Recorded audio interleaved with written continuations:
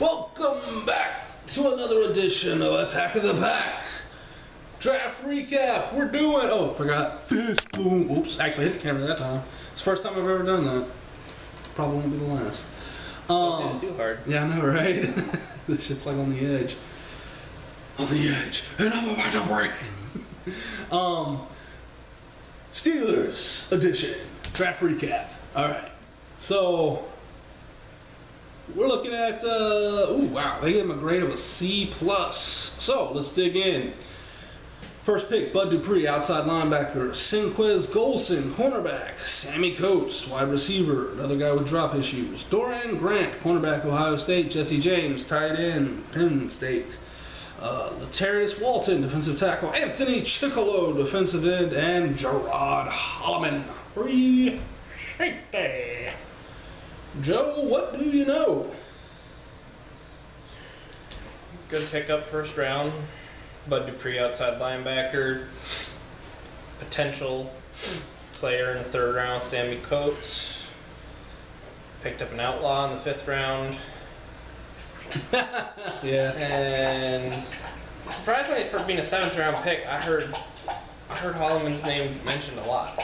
Well, that's because prior to a lot of breakdown, he was rated as the #1 free safety in the draft. He had 14 interceptions. There's no doubt the dude can cover.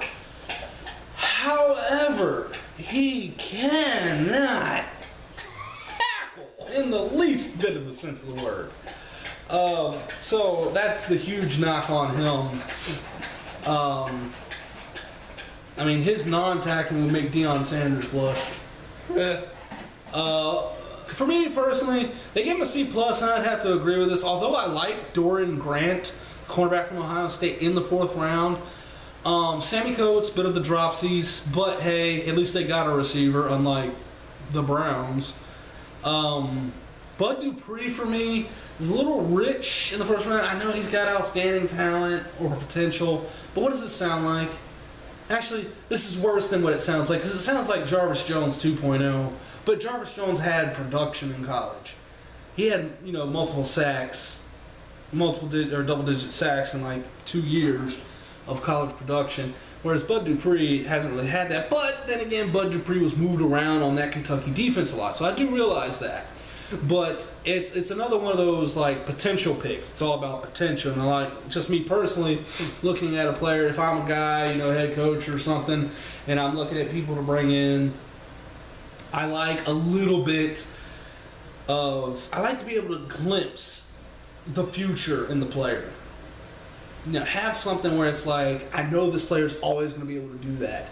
And Bud Dupree is just one of those project players where it's there's things he can do, and he's always going to be able to do. Dude's a athletic freak, blew it up at the combine, but still, to me, it's just,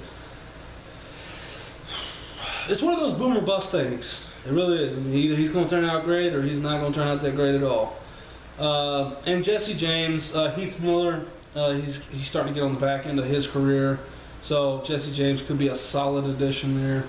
So Anthony Chickalo, I really like Chickalo out of Miami.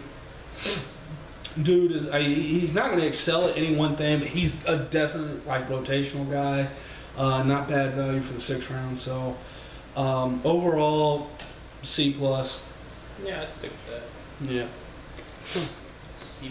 All right, so that wraps up the AFC North. 15, 16. All right, so come on back as we dig in to the AFC South, starting with the Texans.